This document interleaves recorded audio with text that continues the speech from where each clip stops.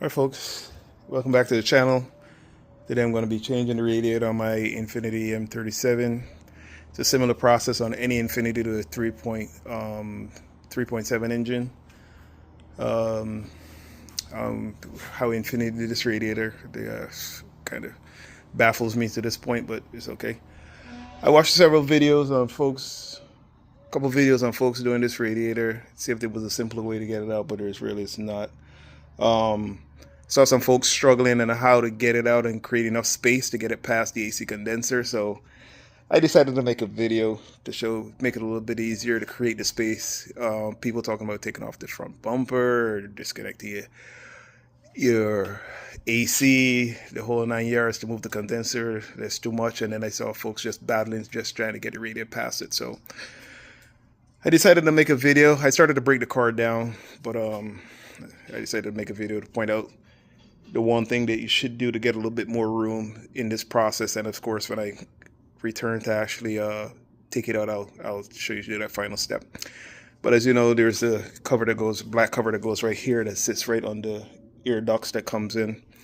You know, there's the clips around the front. Remove those clips, lift it off, set it to the side.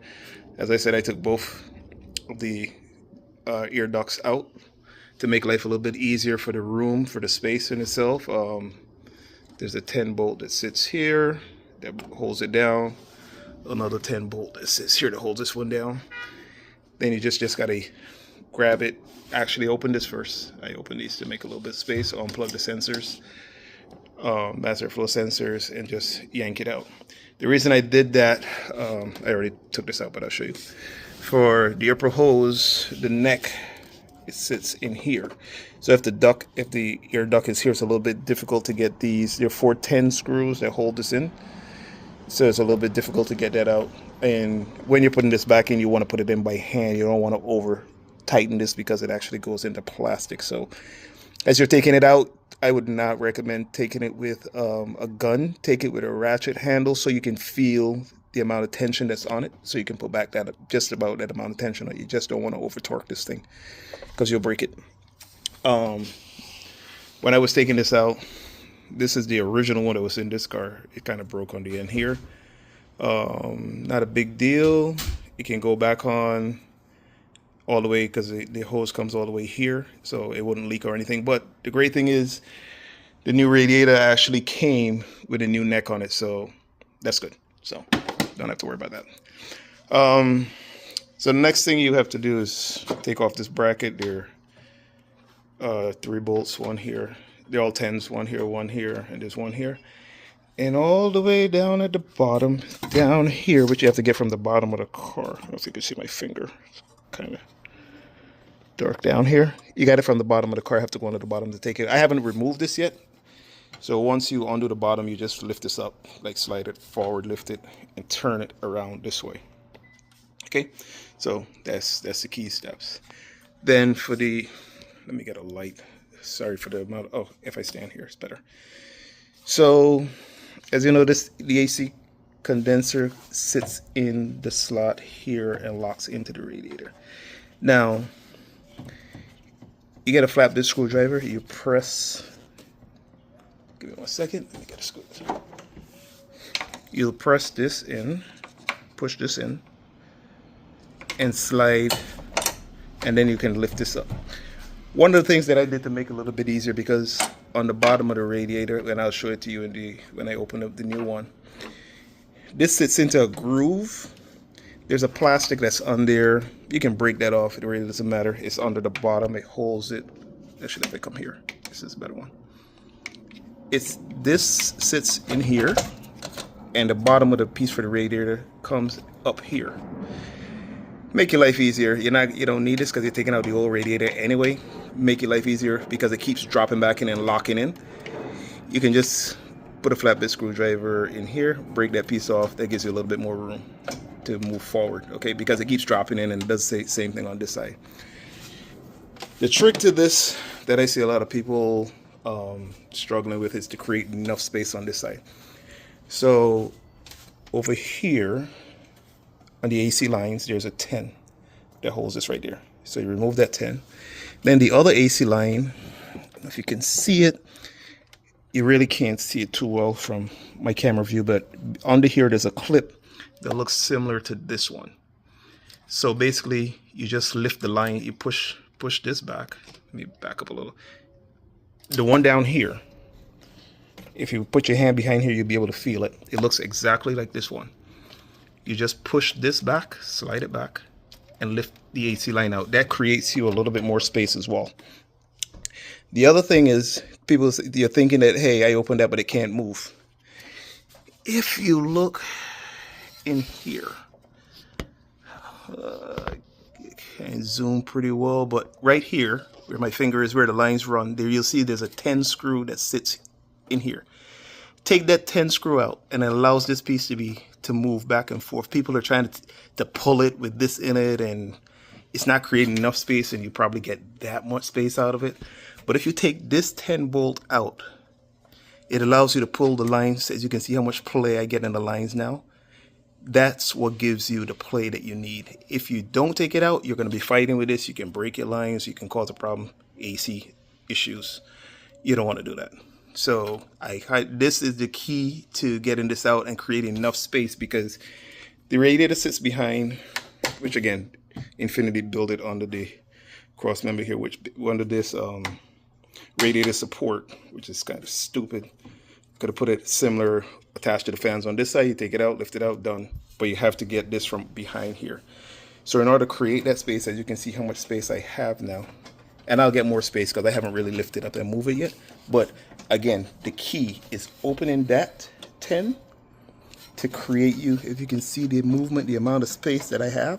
If you don't take that 10 off, you don't have movement at all. And the key again too is to make sure that you open up this line at the bottom here as well. This line, you take this out, it gives you the space, but that's the very important. The other thing that I started to do also to make these, like the clamps and everything, move a little easier, just spray a little lubricant around it. Get a pliers, slide this back. Same thing on the one on the bottom. I haven't done it yet. I'm gonna go down to the bottom and get it. I just picked up my radiator. You have to open up the transmission line from here. Again, spray some lubricant on it, and the clamp slides really easy. Take this off. The new radiator didn't come with this nipple, this neck that is attached to, so I have to take this one off the old radiator and put it back in. And then at the bottom is the other radiator, the other transmission line, similar to this one, is at the bottom. Again, a little lubricant, remove it. And the hose is the radiator hose at the bottom. So just take that one off. And those are the keys in order to get this out. But I said, once you do this, you can just move this forward, because the radiator, surprisingly, which I was very surprised at how slim this radiator is. The radiator is just about the same size as the AC condenser. Baffles me for a car of this size. Like, how does that even work? But that's another story for another day.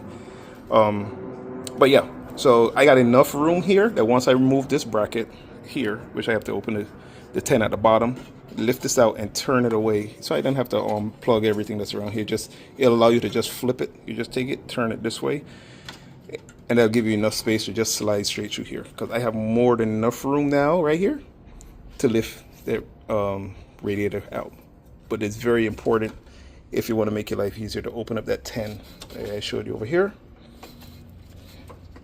to give you that extra space, because I see folks pulling this and struggling, and when you're trying to put it back in, it's a problem just getting it by here, because you want to make sure you don't bust your AC condenser or anything of that sort. So again, that's the keys to it. And of course, when it's time to take the radiator out, you have these here that holds the radiator in place. It says lock and unlock. You just turn it, take this out, and that will allow the radiator to come to you. But once you take off all the lines first, it'll make life a little bit easier. High level on it, again, you follow those steps, you'll get this out in no time. You won't have that frustration of all the space on this side and no space on this side because of the lines. That's your key. Opening up the lines down here. And again, I just moved these out of the way to make my life easier. People might want to lift it over here, or not even take it out. You might just want to just pop it out and just give yourself as much room as possible. Make this job as painless as possible, because Infiniti already made it a pain in the ass. So anything you can do to help simplify your process, make it a little bit easier. And for me, it's going to take me a little bit. Under the bottom of my car, I have that metal plate, so I have to take all of that plating down to actually get up there to the lines at the bottom. So more to come. Hope this video helps someone out there to make their life a little bit easier, save a few dollars. You don't have to go put it in the shop and get it done. Oh, one other thing's very important. Make sure when you're refilling your coolant and you then set everything back up. Let me get a light. Give me 1 second. Yeah, just make sure that your car is like on the level surface, so you'll be fine. If it's one of the older models, like if it's a 2008 G35 with a dual intake that turned into, prepping for the 2000. I'm sorry, that's prepping for the G37, or if you have the M35 with the dual intakes, that's prepping for when to switch over to the other M37s, like what we have here. There's usually a valve back here. It has a screw in it.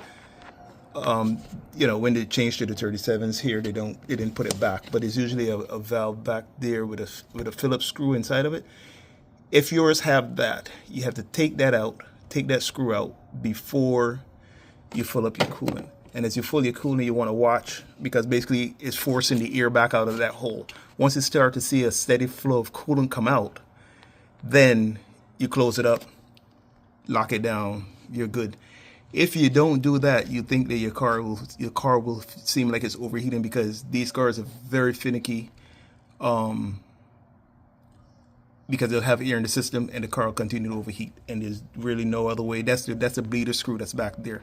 But again, on the 37s, they don't have it. But if it's a 35 prepping for the 37 with the dual intakes, it will have it back there, right in between these two clamps. There'll be a bleeder screw that's there. You take that out before you put any coolant in your car. Otherwise, you'll want to know why your car is overheating.